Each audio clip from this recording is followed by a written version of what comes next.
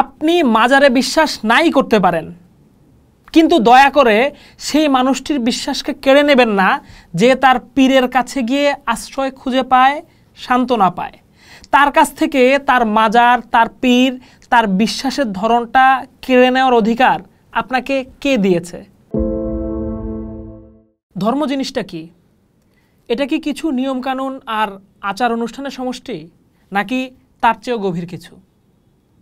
দার্শনিক Karl Marx, যিনি ধর্মকে আফিম বলে সমালোচিত হয়েছিলেন, তিনি একই প্রবন্ধে আরও একটা গভীর অন্তর্দৃষ্টি প্রকাশ করেছিলেন।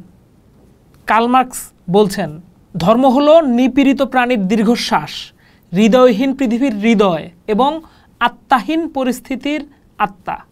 মার্কসের এই উক্তিটি আজকে বাংলাদেশের অনেক সম্প্রদায়েরই পাঠ করা উচিত, কারণ অনেকেই ধর্মকে আজ কেবল সামাজিক আর মনস্তাত্ত্বিক গভীরতা থেকে বিচ্ছিন্ন করে কেবল অক্ষর আর নিষ্প্রাণ আচার হিসেবে দেখতে চান।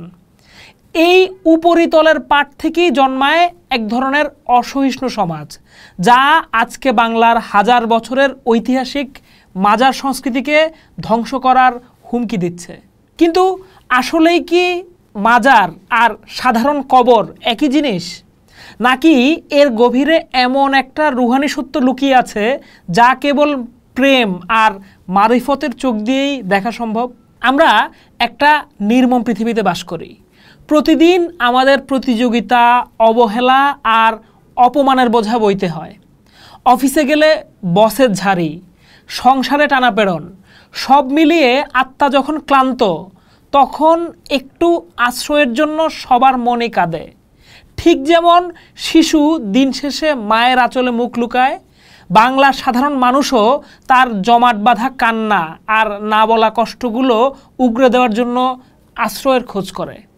মাজারগুলো হাজার হাজার বছর ধরে সেই আশ্রয় হয়ে আসছে। এটা এমন এক জায়গা যেখানে কেউ আপনাকে আপনার পোশাক বা আপনার অপরাধ কোনো কিছু দিয়েই বিচার করবে না। আপনি আপনার সমস্ত ব্যর্থতা, সমস্ত গ্লানি নিয়ে সেখানে যেতে পারেন। হাজার বছর ধরে কোটি কোটি মানুষের নীরব অশ্রু এই মাজারের মাটিতে মিশে আছে।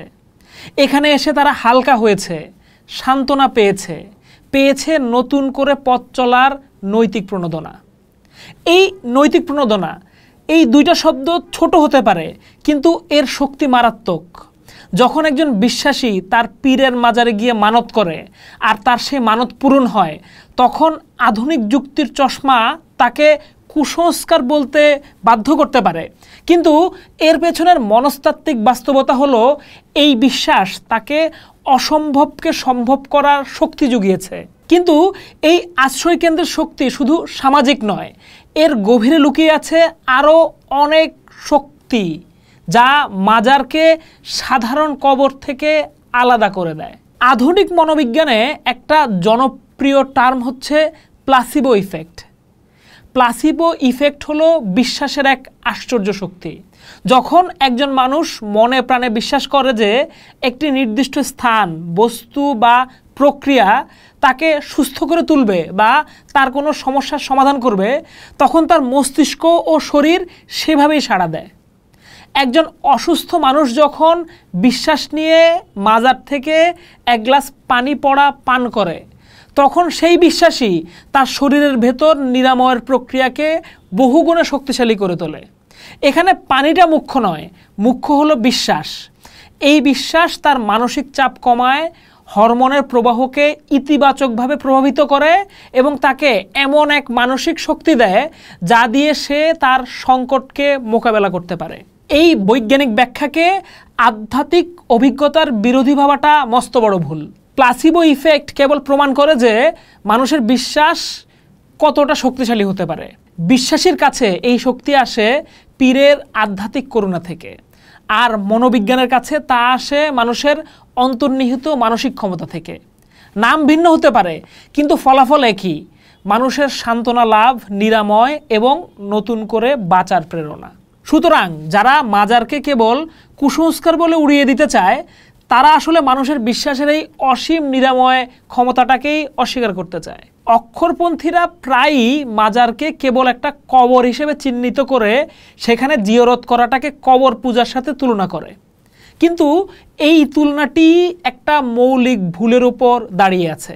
এই ভুল নিয়ে অনেকেই আলোচনা করেছেন। আজকে আমরা প্রখ্যাত সুফি সাধক বাবা জাহাঙ্গীর বা ইমান আল সুরেশ্বরীর লেখা মারিফতের গোপন কথা গ্রন্থ থেকে এই প্রশ্নটির উত্তর খুঁজব। তিনি প্রশ্ন তুলেছেন, আল্লাহ পবিত্র কোরআনে কাদেরকে মৃত বলতে নিষেধ করেছেন? আল্লাহ কোরআনে বলেছেন, আর যারা আল্লাহর রাস্তায় নিহত হয় তাদেরকে মৃত বলো না, বরং তারা তো জীবিত, কিন্তু তোমরা তা উপলব্ধি করতে পারো না। সূরা আল বাকারা আয়াত 154। অক্ষরবাদীরা বলবেন এই আয়াত তো কেবল যুদ্ধের ময়দানে শহীদ হওয়াদের কথা বলা হয়েছে, কিন্তু বাবা জাহাঙ্গীর প্রশ্ন তুলছেন, আল্লাহর রাস্তায় জিহাদ মানে কি যুদ্ধের ময়দানেই সীমাবদ্ধ? রাসূলুল্লাহ সাল্লাল্লাহু আলাইহি সাল্লাম স্বয়ং বিভিন্ন যুদ্ধ থেকে ফেরার পর বলেছেন, আমরা ছোট জিহাদ থেকে বড় জিহাদের দিকে ফিরে এসেছি। সাহাবীরা জিজ্ঞাসা করলেন, বড় জিহাদ কি? তিনি বললেন, নিজের নফস অর্থাৎ অহংয়ের বিরুদ্ধে জিহাদ। আল্লাহর ওলিরা, সুফি সাধকেরা সারা জীবন ধরে এই বড় জিহাদই করে যান। তারা নিজেদের আমিত্বকে, নিজের খাহেশ আর অহংকারকে আল্লাহর রাস্তায় প্রতিনিয়ত কতল করেন। যিনি নিজের আমিকে আল্লাহর ইচ্ছায় ফানা বা বিলীন করে দিয়েছেন, তিনিই তো আল্লাহর পথের সর্বশ্রেষ্ঠ শহীদ। তার মৃত্যু শারীরিক হতে পারে, কিন্তু তার রুহু আল্লাহর সাথে মিশে গিয়ে বাঁকা বা অমরত্ব লাভ করেছে। বাবা জাহাঙ্গীর বলেন, সর্বশক্তিমান আল্লাহতে যিনি ফানাহ তথা নির্বাণ প্রাপ্ত হয়েছেন, ইসলাম তাকে সর্বসময়ে জীবিত বলে দৃঢ় ঘোষণা দিয়ে এসেছে। সুতরাং যিনি সর্বসময়ে জীবিত, তার আস্তানাকে কবর না বলে মাজার বলতে হবে। কবর শব্দটি এসেছে কাবর থেকে, যার অর্থ কারাগার বা ঢেকে রাখা স্থান। এটি মৃতদেহের জন্য, কিন্তু মাজার শব্দের অর্থ হলো দর্শনীয় স্থান, যেখানে যাওয়া হয় জীবিত সত্তার সাথে সংযোগ স্থাপনের জন্য। যার রুহু জীবিত ও সজাগ, তার বিশ্রামস্থল কি করে কবর হতে পারে? তা তো একটা জীবন্ত আধ্যাত্মিক কেন্দ্র, একটা রুহানি দূতাবাস।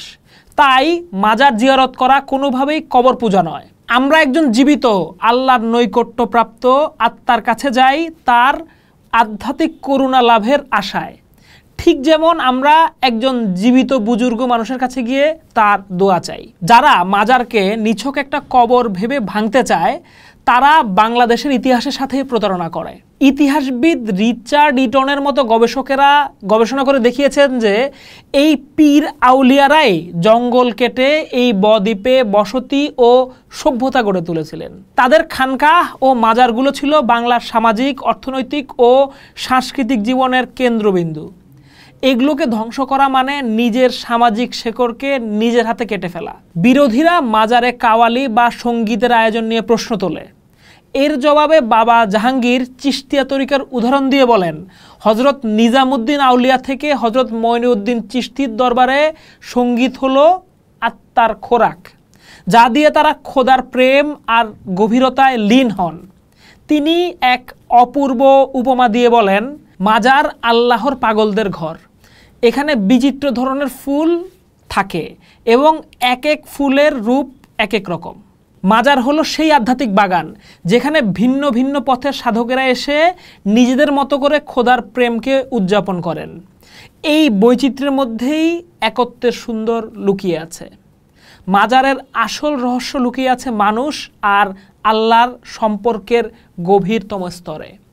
সহি মুসলিমের হাদিসে এসেছে, আল্লাহ আদমকে তার নিজের সুরতে তৈরি করেছেন। হাদিস নাম্বার 2612। মহান সুফি সাধক জালালউদ্দিন রুমি এই অন্তরঙ্গ সম্পর্ককে প্রকাশ করেছেন এই বলে যে, আমি আল্লাহকে খুঁজতে গিয়ে শুধু নিজেকেই পেলাম, আমি নিজেকে খুঁজতে গিয়ে শুধু খোদাকেই পেলাম। যে মানুষটি নিজের নফসকে কোরবানি দিয়ে আল্লাহর প্রতিবিম্বে পরিণত হয়েছেন, তিনি আর সাধারণ মানুষ নন, তিনি খোদার গুণের প্রকাশ হয়ে গেছেন। তাই কবর আর মাজারের বিতর্ক কেবল ইট পাথরের বিতর্ক নয়, এই বিতর্ক জীবিত ও মৃতের, ফানা ও বাকার, অক্ষর ও ভাবের। যারা কেবল অক্ষরের মধ্যে বিধিনিষেধের বেড়াজালে খোদাকে বেঁধে রাখতে চান তারা তার অসীমতাকে উপলব্ধি করতে পারেন না। আপনি মাজারে বিশ্বাস নাই করতে পারেন, কিন্তু দয়া করে সেই মানুষটির বিশ্বাসকে কেড়ে নেবেন না যে তার পীরের কাছে গিয়ে আশ্রয় খুঁজে পায়, সান্ত্বনা পায়। তার কাছ থেকে তার মাজার, তার পীর, তার বিশ্বাসের ধরনটা কেড়ে নেওয়ার অধিকার আপনাকে কে দিয়েছে? আপনি আপনার পথে শান্তিতে থাকুন, তাকেও তার পথে শান্তিতে থাকতে দিন। জোর করে কিছু চাপিয়ে দেওয়া ধর্মের পথ নয়। কারণ আপনি যখন একটি মাজার ভাঙেন তখন আপনি শুধু ইট পাথর ভাঙেন না, আপনি একজন নিপীড়িতের দীর্ঘশ্বাসকে স্তব্ধ করে দেন। একটি হৃদয়হীন পৃথিবীতে টিকে থাকা এক টুকরো হৃদয়কে চূর্ণ করে দেন। আসুন আমরা একে অপরের পথকে সম্মান করি। পোস্ট দেখুন, ভাবুন, করুন, থাকুন পোস্টের সাথে।